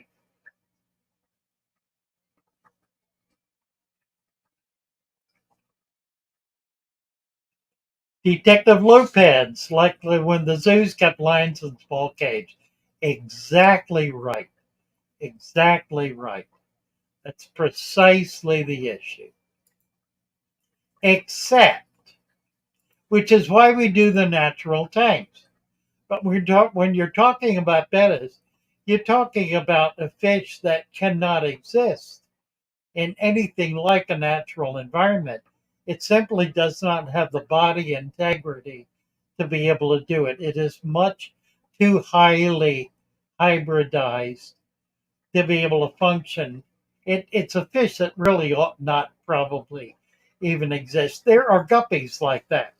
There are fancy male guppies whose finnage is so extensive that they really can't swim, at least not normally.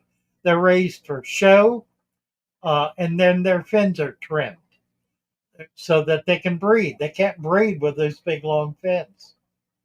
So they're cut in order to be able to make it possible for them to swim so they can breed. So hybridization, it's there are people who complain that some breeds of dog are too highly hybridized, and as a result, both from inbreeding as well as from the hybridization, have created morphs that are essentially untenable.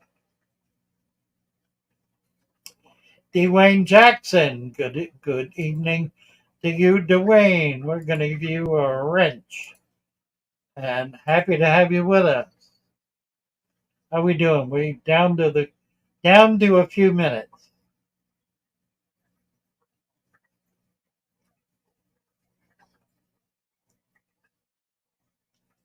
What is tougher responding to? The price of aliens. Oh, blue marble stunning plaquette. Yeah, some of the plaquettes are remarkable. Just amazing. Now they probably would survive the plaquette if they were released into the wild because they don't have that insane finish.